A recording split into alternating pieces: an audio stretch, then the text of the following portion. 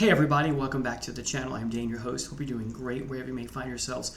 Blessings to all. And today I'm going to talk about a band that is one of the first bands as a very young child that really got me into heavier rock and moving away from pop. As you know from this channel, if you've been watching, Kiss Alive is the first and foremost album that did that.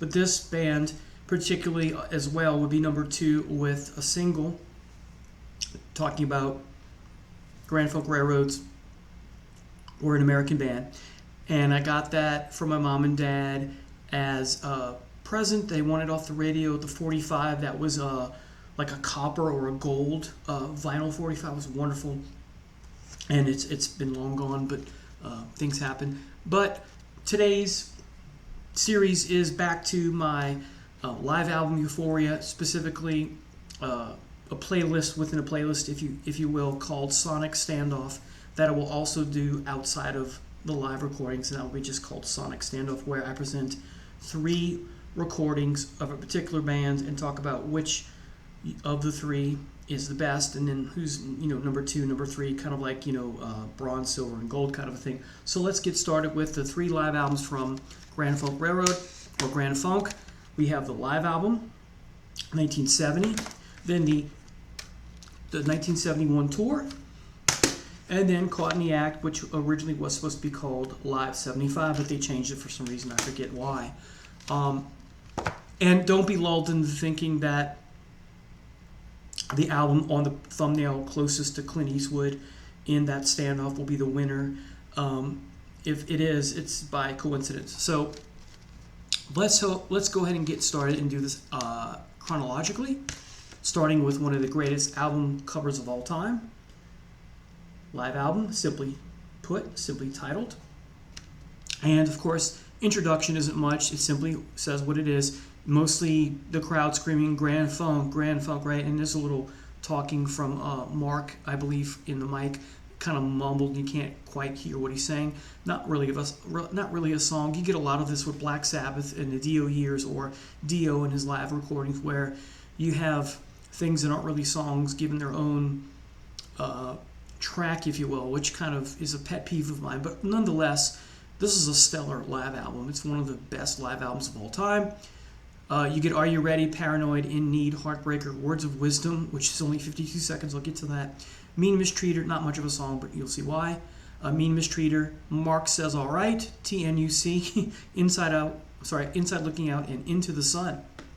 So, introduction aside, track number 2, Are You Ready? Often an opener with the band for a very long time, and then they kind of move away. They do move away from that once they start touring for the We're an American Band album, 1975, or thereabouts, maybe a little earlier.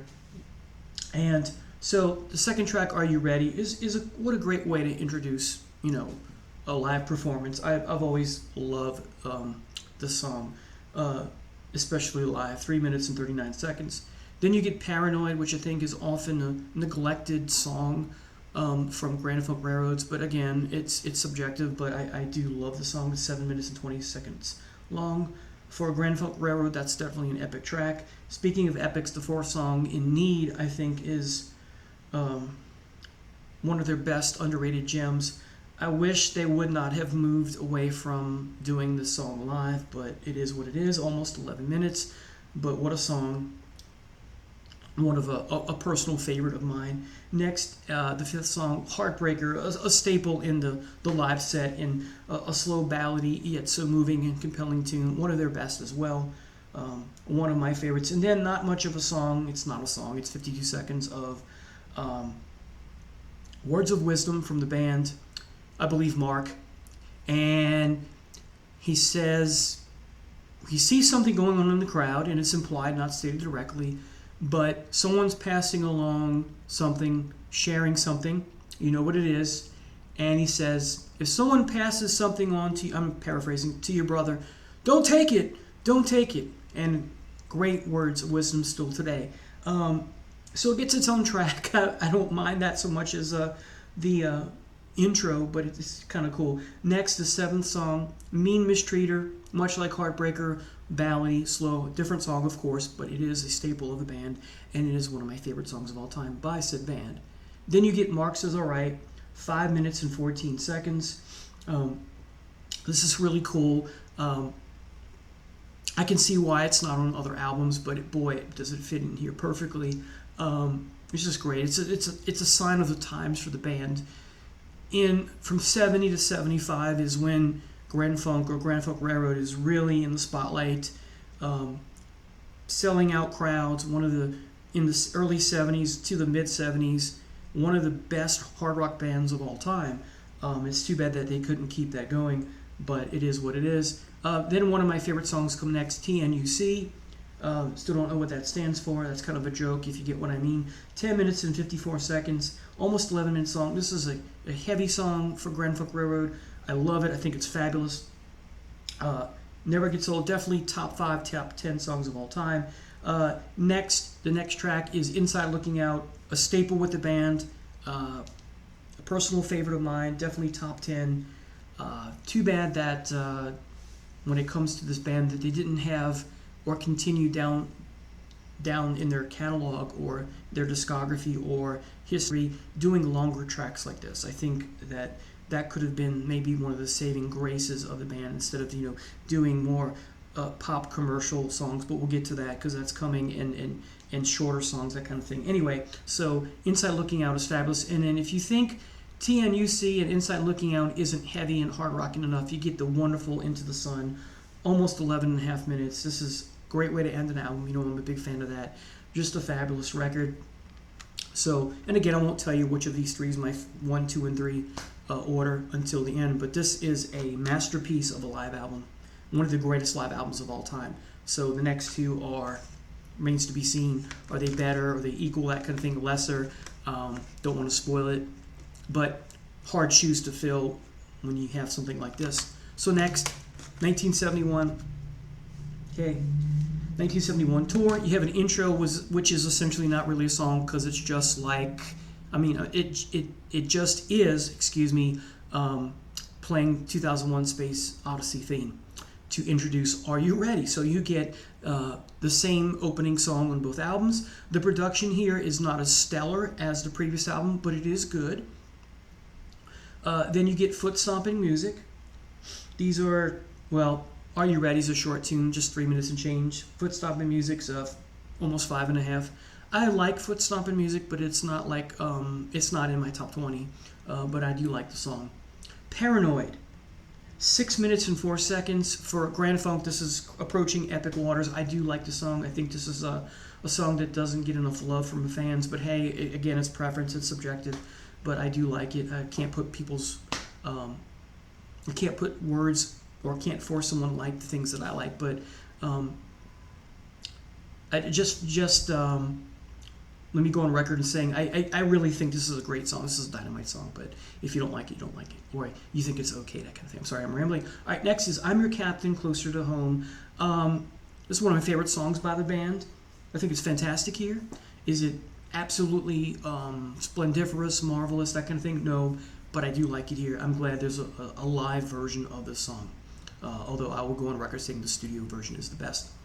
And this version is approaching 6 minutes. Next, you get two songs back to back. They're exactly the same length, 2 minutes and 46 seconds, talking about Hooked on Love and Get It Together. Of those two, Hooked on Love I think is dynamite. I think it's a wonderful song, and Get It Together is quite good, but Hooked on Love's better of the two.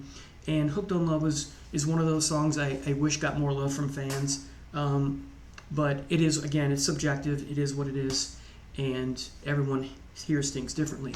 But what a great song, in my humble opinion.